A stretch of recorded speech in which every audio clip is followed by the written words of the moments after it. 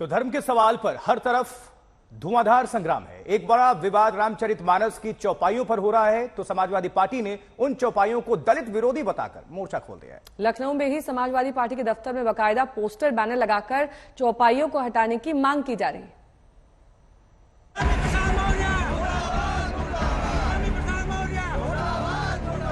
रामचरितमानस के कुछ अंश प्रतिबंधित किया जाना चाहिए। बाराबंकी, आगरा, मिर्जापुर, प्रतापगढ़, अयोध्या। रामचरितमानस पर स्वामी प्रसाद मौर्य की टिप्पणी पर तनातनी जारी है। यूपी के कई शहरों में प्रदर्शन की तस्वीरें आप लगातार देख रहे हैं। निशाने पर स्वामी प्रसाद मौर्य हैं।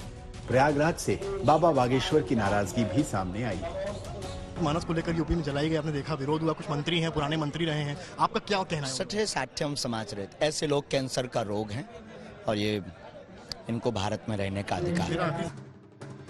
लेकिन समाजवादी पार्टी इतना सब कुछ होने के बाद भी स्वामी प्रसाद मौर्य के साथ खड़ी है। रामचरितमानस की कुछ चौपाइयों पर समाजवादी पार्टी की सियासी चढ़ाई जारी है।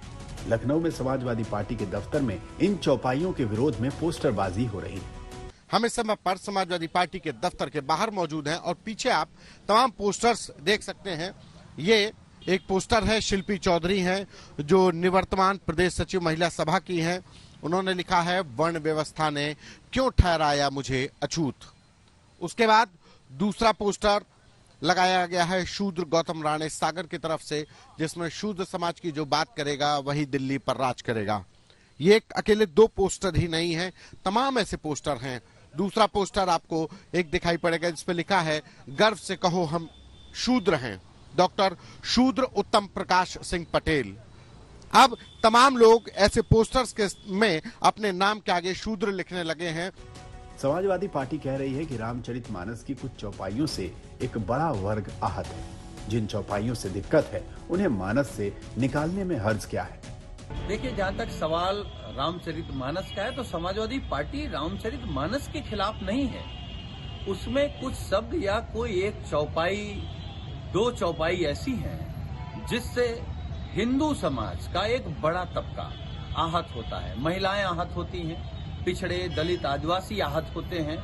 तो मुझे लगता है कि उसको हटा देना चाहिए।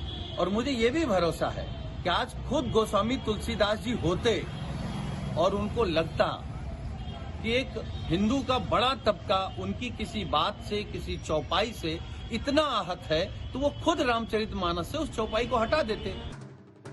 समाजवादी पार्टी के एक और नेता ने ट्वीट कर उन चौपाइयों को हटाने की मांग की है। यानी इस विवाद से कदम पीछे हटाने का कोई इरादा नहीं दिख रहा, न समाजवादी पार्टी की तरफ से न दूसरी तरफ से। तो शूद्र समाज को अपमानित किए जाने की व्याख्या करता है।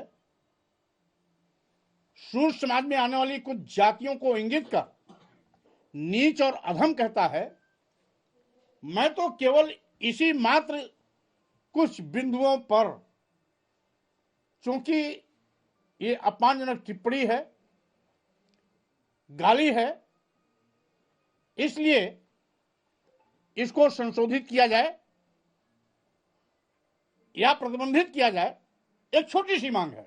उसमें से कुछ ऐसी चौपाइयां निकाल करके और इस प्रकार से विवाद खड़ा करना और समाजवादी पार्टी के मुखिया श्री अखिलेश यादव जी के इशारे पर सब कुछ करना, मैं समझता हूं कि इसके लिए उत्तर प्रदेश ही के बाहर इनकी कहीं हैसियत नहीं है, लेकिन उत्तर प्रदेश की जनता इनको इतनी कड़ी सजा सुनाएगी। स्वामी प्रसाद मौर्य और केशव प्रसाद मौर्य यूपी के दो बड़े पिछड़े नेताओं के बयानों से साफ है कि यह घमासान चलता रहेगा। आज तक ब्यूरो।